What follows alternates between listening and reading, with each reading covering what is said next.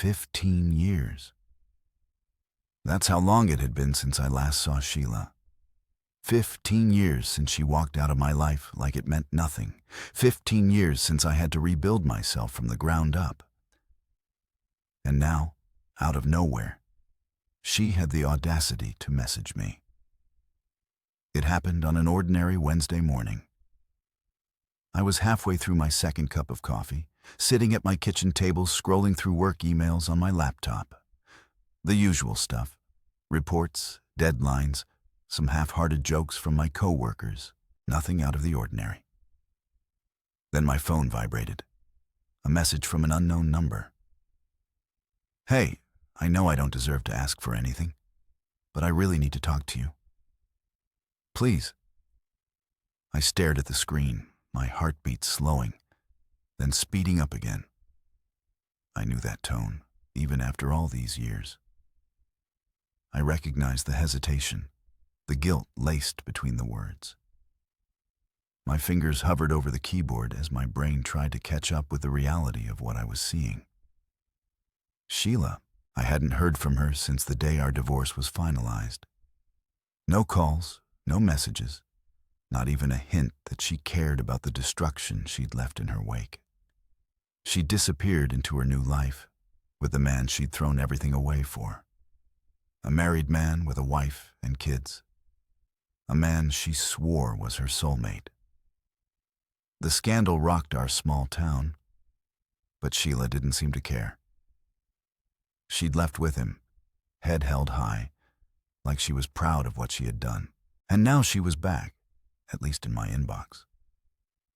I didn't respond immediately. Instead, I leaned back in my chair, letting old memories rise to the surface like a sickness. The years of trust, the nights spent lying beside her, thinking I had a partner for life, the moment it all crumbled into dust. I remembered the night I found out. It wasn't dramatic, not at first. No big confrontation, no screaming match. Just a quiet realization that hit me like a slow-moving train. A friend had sent me a video, grainy footage from a party I hadn't even known she'd attended. Sheila, drunk, laughing, draped all over a man I immediately recognized, a man who wasn't me. I must have watched it a dozen times, hoping I was wrong, but I wasn't. The way she looked at him, it was all there. The affection, the desire, the same look she used to give me. And then, right there in front of everyone, she kissed him. Long, slow, like it was something they had done 100 times before. And just like that, my life fell apart. She didn't deny it when confronted, didn't even try to lie. She just sighed like she was exhausted with me already, and said, "I deserve to be happy." Happy. That's what she called it. A marriage destroyed, trust shattered. And she had the nerve to talk about happiness. I filed for divorce the next day. She packed her bags and left without a second glance, without an apology. She walked straight into the arms of her lover, believing they had a future together. And now, after all this time, she wanted to talk. Talk. I exhaled slowly and typed back, "What do you want?" Her reply came faster than I expected. "Can we meet? Please, it's important." Important? What could possibly be important enough for her to come crawling back after all these years? I had moved on. I had built something new, something better. I had learned to live without her, to erase her from my life. And yet, some sick, twisted part of me needed to know why she was reaching out now. So I typed one last message. "Where and when?" Her response was immediate. "Tomorrow, noon. That little coffee shop on 5th Street." I stared at the screen, feeling something I hadn't felt in years. Curiosity, and maybe, just maybe, a little bit of vengeance. I didn't sleep much that night. My mind was stuck in an endless loop, replaying every moment I had spent with Sheila, both the good and the ugly. The betrayal, the divorce, the way she disappeared from my life, like I had never meant anything. And now, out of nowhere, she wanted to meet. Why? I tossed and turned, trying to push the thoughts away. But it was useless. My curiosity gnawed at me. Had her perfect little fantasy life crumbled? Did she realize she had made the biggest mistake of her life? Or was this just another way to twist the knife? By morning, I had made up my mind. I would go. Not because I wanted to, but because I needed to. I needed to look her in the eyes and see what she had become.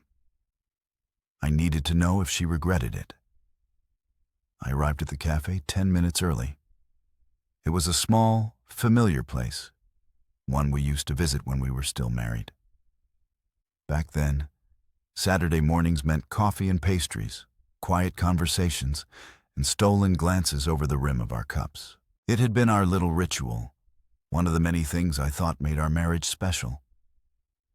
Now, as I stepped inside, all I felt was bitterness. The cafe was nearly empty, the morning rush long gone. I picked a seat in the corner, facing the entrance. If Sheila was going to walk back into my life, even for a conversation, I wanted to see her coming. I didn't have to wait long. The moment she walked in, I felt like time had folded in on itself. She still looked like Sheila, but different. Older, of course, but there was something else. Something in the way she carried herself. The arrogance she'd once worn so effortlessly had been replaced by something quieter, something almost weary. Her eyes scanned the cafe until they landed on me. For a brief second, hesitation flickered across her face, and then she took a deep breath and walked over. "Hi," she said, sliding into the seat across from me. I didn't say anything. I just studied her. She fidgeted with the napkin dispenser, avoiding my eyes. "You look good," she murmured. I raised an eyebrow. "Why are we here, Sheila?" She bit her lip, clearly unsure of how to start. Finally, she exhaled sharply and met my gaze. "I know I don't deserve to ask for anything from you, but I need your help." I laughed. I actually laughed. Of all the things I'd expected, this wasn't one of them. "My help?" I repeated, shaking my head. "That's rich." Her face tightened, but she didn't snap back like she used to. Instead, she nodded, as if she had expected my reaction. "I don't have anyone else to turn to," she admitted. I leaned back in my chair, crossing my arms. "You had someone else, remember? The married man you left me for. Where is he?" For the first time, I saw it, the flicker of pain in her eyes. She looked down, twisting the napkin in her hands. "He's gone." Something about the way she said it sent a shiver down my spine. "Gone?" I repeated slowly. She nodded, swallowing hard. "He left me years ago. It didn't work out. I should have felt satisfaction. I should have reveled in her misery, knowing she had thrown away everything for a man who didn't even stick around. But instead, all I felt was a hollow sort of numbness. "That's not my problem," I said, keeping my voice steady. She looked up, her eyes desperate. "It's not about him. It's about me, and what happened after." I said nothing, waiting. She took a deep breath. I was stupid. I thought he loved me, but I was just a fling to him, a mistake. When he left, I had nothing. No home, no money, no friends. Everyone turned their backs on me. I tried to pick up the pieces, but life doesn't always give second chances.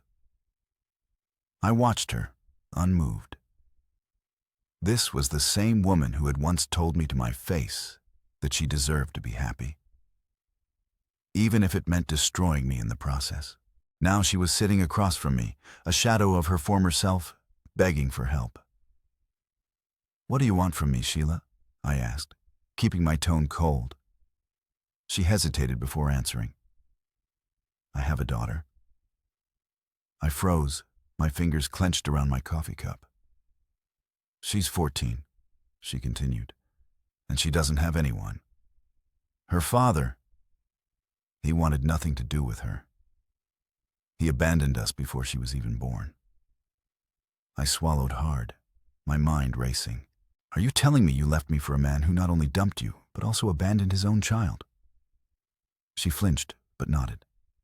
"Yes." I leaned forward, my voice low. "And what does this have to do with me?" She took a shaky breath. "She needs help, and Her voice cracked. "I can't do this alone anymore." I stared at her, my emotions tangled in a storm of disbelief, anger, and something I couldn't quite place. 15 years ago, she had burned our marriage to the ground without a second thought. And now she was sitting in front of me, asking for help. I should have walked away. I should have left her to deal with her mess. But something in her eyes kept me rooted to my seat, and I had a sinking feeling that my past wasn't done with me yet. For a long moment, I said nothing. The words hung between us like smoke, thick and suffocating. She had a daughter, a 14-year-old girl, abandoned by the very man she had thrown everything away for. And now, after all this time, she was sitting here asking for my help. I should have laughed in her face, told her she was on her own, just like she had left me. But something about the way she looked at me, tired, hollow, desperate, made it impossible to just get up and walk away. Still, I wasn't about to make this easy for her. "You expect me to care?" I asked, my voice sharper than I intended. "You made your bed, Sheila. You chose him over me. And now what? You want me to clean up the mess he left behind?" Her hands trembled slightly as she folded them on the table. "I don't expect anything from you. But I wouldn't be here if I had any other choice." I scoffed. "That's not true. You came to me because you knew I'd at least listen. That's what I was to you, wasn't I? The safe choice, the guy who never turned his back on you, until you gave me no choice." She squeezed her eyes shut for a second, like she was bracing for a physical hit. "I know," she whispered. "I know I don't deserve this. I know I was selfish. And I know what I did to you can never be undone. But my daughter..." She hesitated before forcing out the next words. "She's sick." Something inside me twisted, but I kept my expression unreadable. "Sick? How?" She bit her lip. "It's complicated. She's got a medical condition, something I never even knew ran in my family. And the treatment..." She let out a shaky breath. "It's expensive. I don't have the money. I've tried everything, loans, charities. Nothing has worked." I leaned back in my chair, studying her. There was no smugness, no arrogance left in the woman who once thought she had won at life by leaving me for another man. What sat across from me now was someone who had been broken and beaten down by time, by choices, by life itself. Still, I couldn't just forget everything. "So you came to me?" I said slowly. Sheila swallowed. "Because you're the only person I have left?" I let out a slow breath, trying to keep my emotions in check. "What's her name?" She blinked, caught off guard by the question. "Madison. Madison." For some reason, that made it feel more real. This wasn't just a problem in Sheila's life. It was a child, a person who had been thrown into a world of consequences she never asked for. "Why should I help you?" I finally asked. After everything? She opened her mouth, then closed it again. She had no good answer. I don't have a reason that would make up for what I did, she admitted. And I don't deserve your kindness. But Madison does. She's innocent in all this. Damn it. I ran a hand down my face, staring at the table, at the napkin she had twisted into a mess with her fingers. I could feel the walls I had built over the years cracking, letting in emotions I had long buried. But logic told me to stay strong. Sheila, I said, my voice quieter this time. I don't owe you anything. She nodded, her lips pressing into a thin line. I know. And I don't trust you. I wouldn't expect you to. I exhaled through my nose, feeling my stomach churn. This was dangerous ground. This was the past clawing its way back into my life, threatening to drag me into something I had spent years escaping. But then I thought about Madison, a 14-year-old girl who had nothing to do with the sins of her mother. I hated Sheila. But did I have it in me to let an innocent kid suffer because of her mistakes? I tapped my fingers against the table, staring at the woman who had once destroyed me. I'm not promising anything, I said finally, but I'll think about it. The relief that flashed across her face was instant. That's all I can ask for. I stood up, grabbing my coat. I'll be in touch. Before she could say anything else, I turned and walked out of the cafe, my mind spinning with the weight of what had just happened. I had survived 15 years without Sheila in my life. But now, whether I liked it or not, she had forced her way back in. And I had a feeling this was only the beginning. I drove home in silence, my grip tight on the steering wheel. The air outside was cold, but my thoughts were burning. I replayed every word Sheila had said, dissecting her tone, her expressions, searching for any sign of manipulation. She wanted my help, not for herself. At least, that's what she claimed.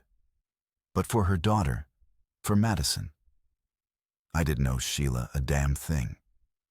She'd made her bed and had to lie in it, alone. But this girl, her daughter, was innocent in all of this. She never asked to be born into a life where her father was a coward and her mother was a woman who made all the wrong choices. Still, that wasn't my problem. I had spent years burying the past. I'd built my career, moved to another city, found some peace in a life where Sheila was nothing but a ghost of bad memories.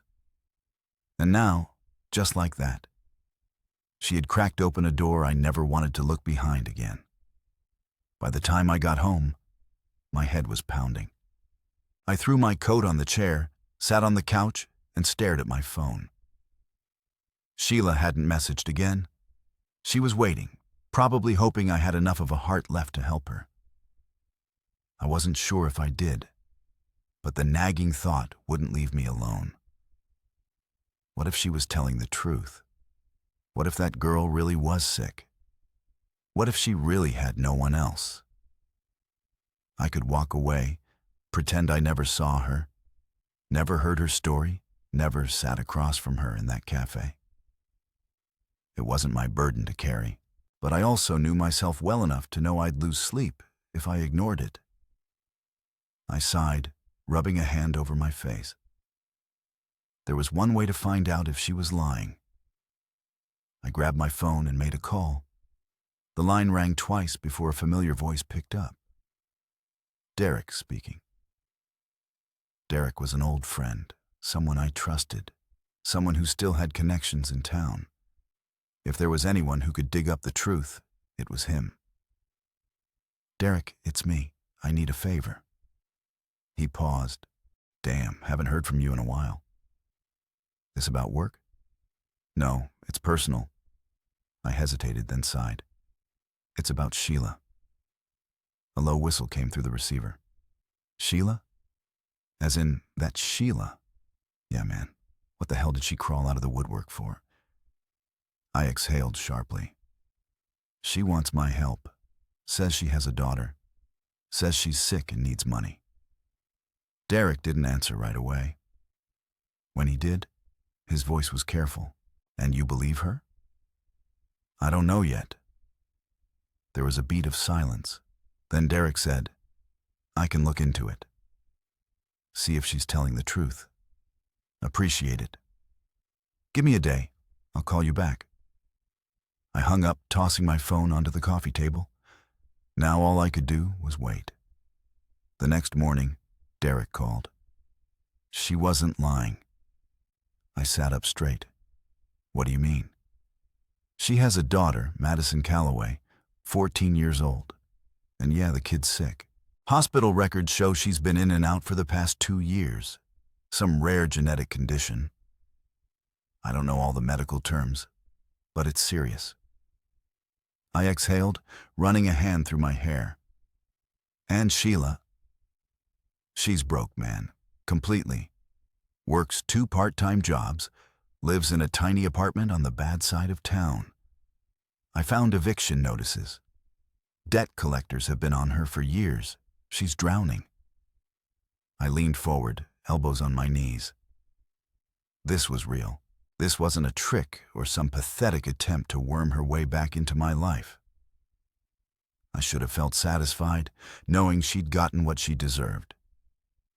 But all I could think about was that 14-year-old girl. She really has no one else? I asked. No family, no friends. No one willing to help her. I closed my eyes. This wasn't my problem. And yet, I already knew what I was going to do. That evening, I drove to the address Derek had given me. The apartment complex was in bad shape. Peeling paint, broken lights, the kind of place where people lived because they had no choice. I knocked on the door. A few seconds later, it creaked open. Sheila stood there, her face etched with shock. You came, she whispered. I looked past her into the small, cluttered living room. And then, for the first time, I saw her, a girl sitting on the couch, wrapped in a blanket, looking up at me with tired eyes. Madison. She looked nothing like her father, but she did look like Sheila. And suddenly, I knew. This wasn't just her daughter. She was mine. My breath hitched. The moment I saw her, something inside me cracked open, something I had unknowingly locked away for years. Madison. She was pale, wrapped in a blanket. Her thin frame curled into the couch like she had spent most of her life there. But that wasn't what shook me. It was her eyes. They were my eyes. My chest tightened. My heart pounded so loudly I could hear the rush of blood in my ears. Sheila was frozen in the doorway, gripping the edge as if she was bracing herself. She knew. She knew I had just put the pieces together, and she was waiting for the explosion. For a moment, neither of us spoke. The world outside faded. The buzzing streetlights, the distant sound of sirens, the wind howling through the broken alleyways. None of it mattered. All that mattered was the lie. 15 years. 15 years she'd let me believe I was nobody to her. 15 years she'd let me rot in the ruins of our marriage while raising my daughter in secret. 15 damn years. I stepped inside, slow, deliberate, my body moving on instinct. Sheila backed away, her lips parting, but no words came. I could see it all on her face. Guilt, fear, desperation. I turned my gaze to the girl sitting on the couch. Madison blinked up at me, confused. She had no idea. She had no idea. I swallowed hard, forcing my voice to stay even. You should have told me. Sheila flinched, like I had slapped her. You should have told me, I repeated, my voice sharp enough to cut glass. Madison shifted on the couch, looking between us. Mom? I clenched my jaw, my hands balling into fists at my sides. She hasn't told you, has she? I asked, my eyes never leaving Sheila's. Sheila's breathing hitched. She shook her head slightly, silently begging me not to do this now. I turned back to Madison. How old are you? I asked. She frowned. 14. 14. 14 years ago, Sheila had walked out of my life, not just with another man, but pregnant with my child. I forced myself to breathe, to stay in control. Madison, has your mom ever told you about me? She hesitated, glancing at Sheila. She said she used to be married a long time ago. That was it. That was all she'd told her. I let out a sharp laugh, but there was no humor in it. She left out the part where I was your father. Madison's entire body stiffened. Silence filled the room, thick, suffocating.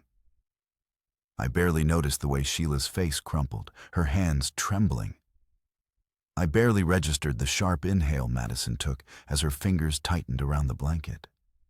All I could feel was the unbearable weight of what had been stolen from me. The birthdays, the first words, the scraped knees, the goodnight stories, every moment, every milestone, every damn second I had lost. And all because the woman standing in front of me had decided I wasn't worthy of knowing. Madison's voice was barely a whisper. Is that true? Sheila closed her eyes, pressing a hand to her mouth as if she could keep the truth from spilling out. But it was too late. It was already out. I turned, my entire body vibrating with rage. How could you do this? I hissed. You didn't just betray me back then. You stole my daughter from me. Sheila gasped. No, you don't get to talk. You don't get to justify this. Her face crumpled, but I didn't care. I didn't care about her pain. I cared about what she had done to me. I looked back at Madison, who was still staring at me like I had just shattered her entire world. And maybe I had. But she deserved the truth. 14 years ago, I said, keeping my voice steady, your mother left me for another man. She never told me she was pregnant. She never gave me a choice. Madison's lips parted, her breath shaky. You mean you didn't know? I shook my head. Not until right now. She turned to Sheila. Mom? Sheila's shoulders shook. I thought I was doing the right thing. The right thing? I took a step forward, my fury boiling over. The right thing? You thought robbing me of my own child was the right thing? Tears streamed down her face. You don't understand. No, I snapped. You don't understand. You took everything from me. Everything. Madison pushed herself off the couch, her breathing uneven. I need air. She ran out the front door before I could stop her. Sheila let out a broken sob, reaching toward me like I was the only thing keeping her standing. I didn't want to ruin your life. I let out a hollow laugh. You ruined it anyway. And then I turned and followed my daughter out the door. I stepped out into the cold night air, my breath misting in front of me as I scanned the dimly lit parking lot. Madison stood a few feet away, her arms wrapped around herself, her head tilted toward the sky like she was searching for answers in the stars. My heart pounded against my ribs, a chaotic mix of rage, grief, and something I wasn't ready to name. I took slow steps toward her, my boots crunching against the gravel. She didn't turn around.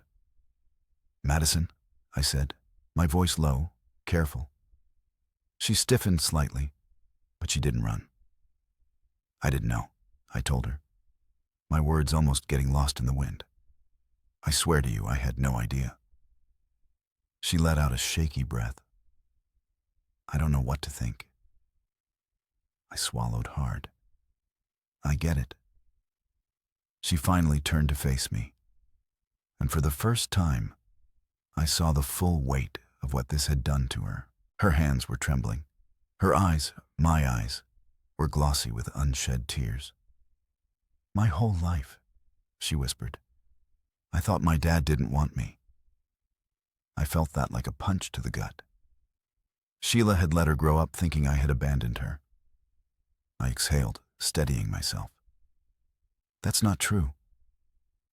If I had known, Madison, I would have been there, every day, every moment. I would have never left you."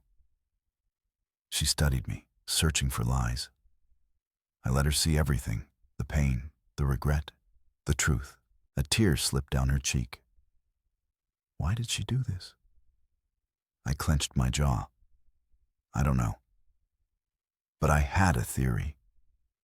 Sheila had convinced herself she was doing the right thing, that I would have somehow held her back, that I wouldn't have been enough. And now, all these years later, she was realizing that she had made the worst mistake of her life. Madison wiped at her face angrily. She lied to me. My whole life. I know. Silence settled between us. Finally, she whispered, "I don't even know you."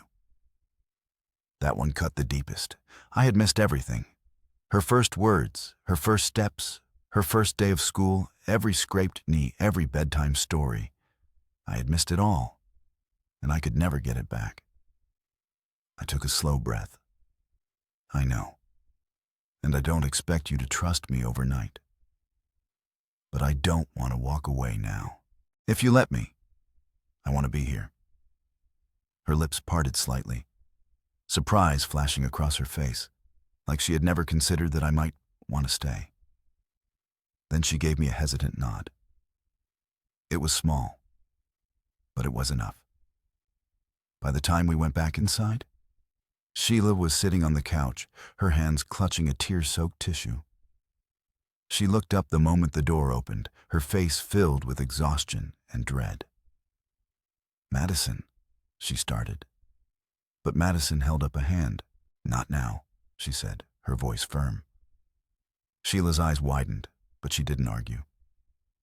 I sat across from her, every muscle in my body still coiled tight. "You had no right to keep this from me," I said, my voice like steel. Sheila flinched but didn't look away. "I know." I let out a cold laugh. "Oh, now you know." "I thought I was doing the right thing," she whispered. I clenched my fists. "You took away my choice. You took away my daughter."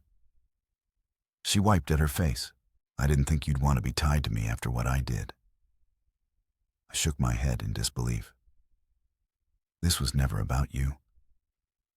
It was about Madison, and you stole 14 years from me." She swallowed hard, tears threatening to spill again. "I know I don't deserve your forgiveness. I don't even deserve this conversation.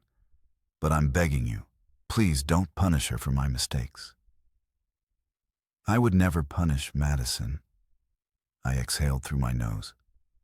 "But you don't get to decide what happens next." Her face crumbled.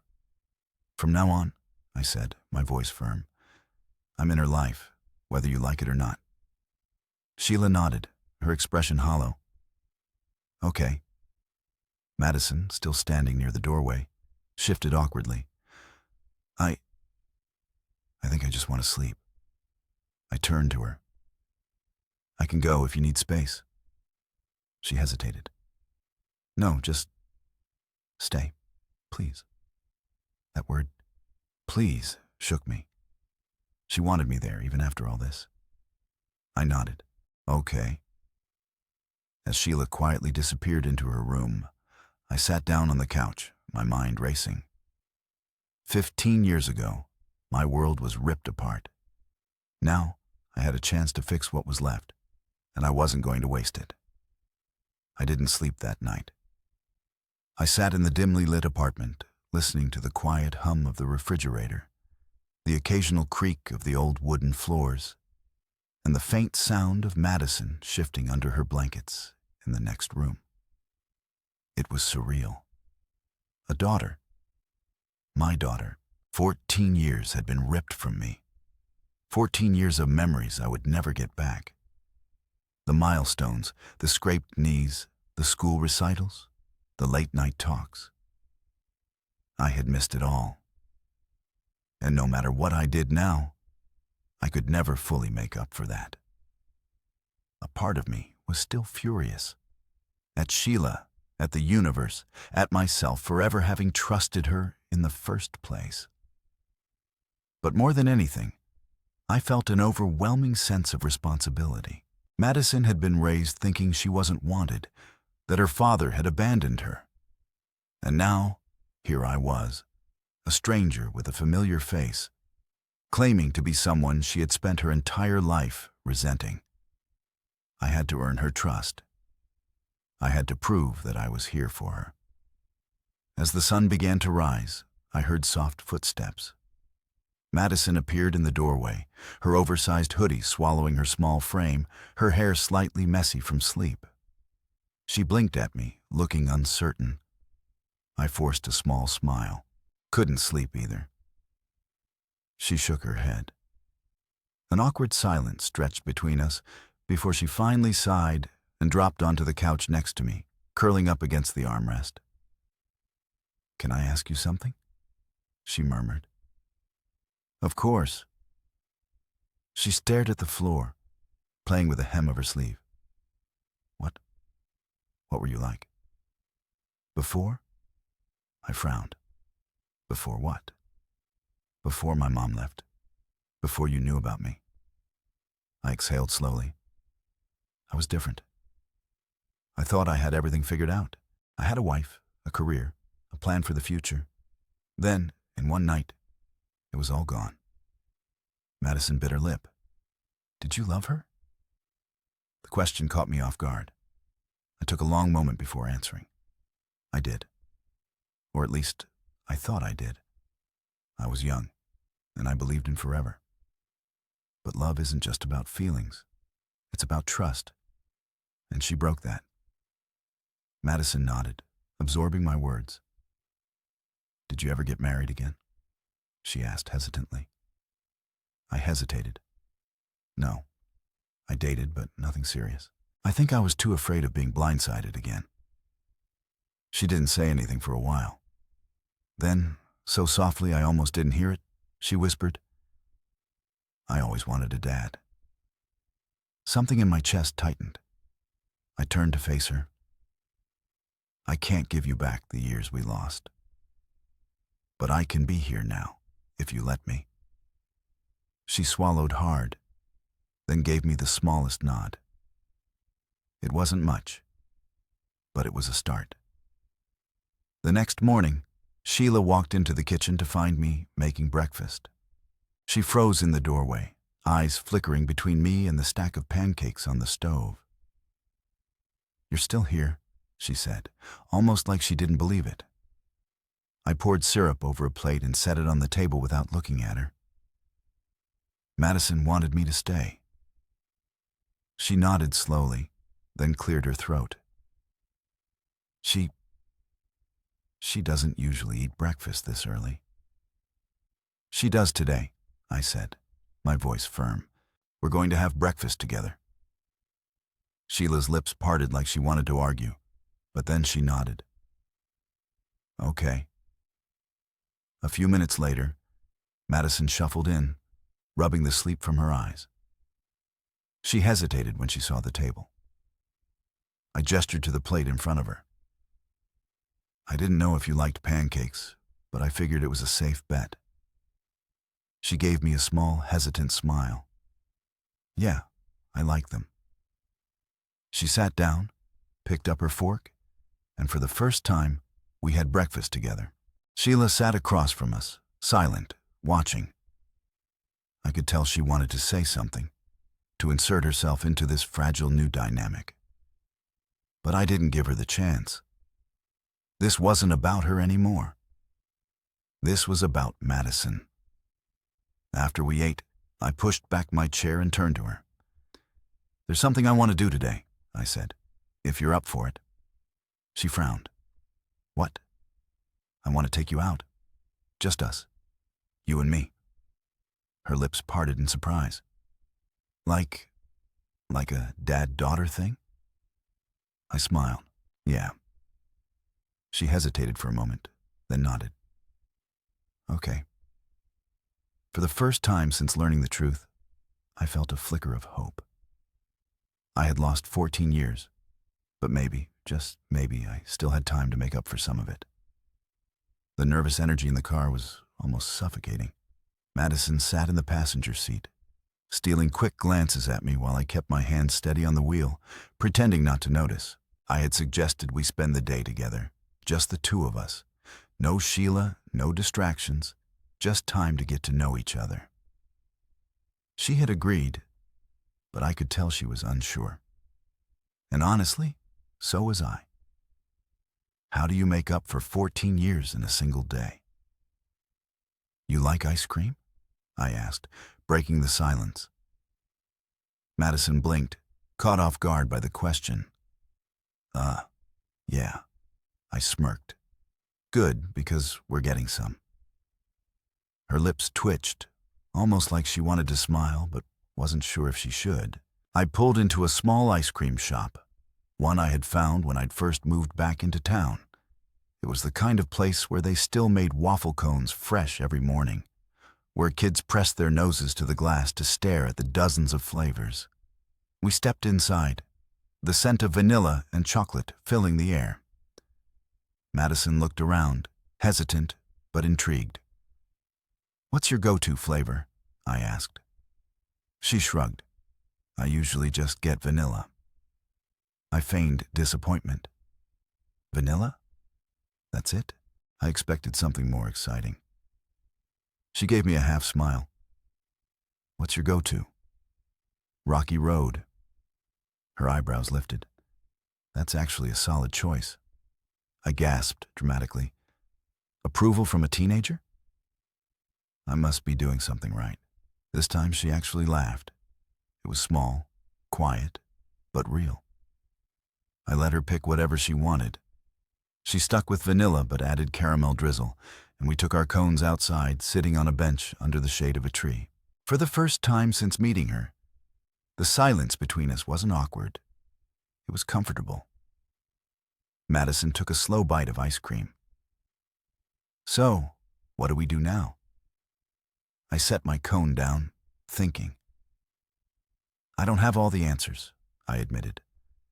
But I know I want to be in your life, if you want that too. She fidgeted with the napkin in her lap. I do. But it's weird. I don't know how to just have a dad all of a sudden. I nodded. That's fair. We don't have to rush it. We can take it one step at a time. She let out a breath. Okay. I hesitated, then said, You know, if you ever have questions about me, about my side of things, you can ask. She looked down at her ice cream. What were you like back then? When my mom left? I sighed, leaning back against the bench. Angry. Lost. I didn't understand how someone I loved could just walk away like that. I spent years trying to figure out what I did wrong. Her eyes flickered with something I couldn't quite read. You didn't do anything wrong. I swallowed the lump in my throat. Neither did you, I said softly. Madison took another bite, deep in thought. Then, almost casually, she said, I think I want to see you again after today. I smiled. I'd like that. She hesitated. Can I call you Dad? My heart nearly stopped. I forced myself to stay calm, to not make a big deal out of it. If you're comfortable with that, yeah, you can. She gave a small nod. Okay. I didn't push for more. I didn't need to. For the first time, I wasn't thinking about what had been stolen from me.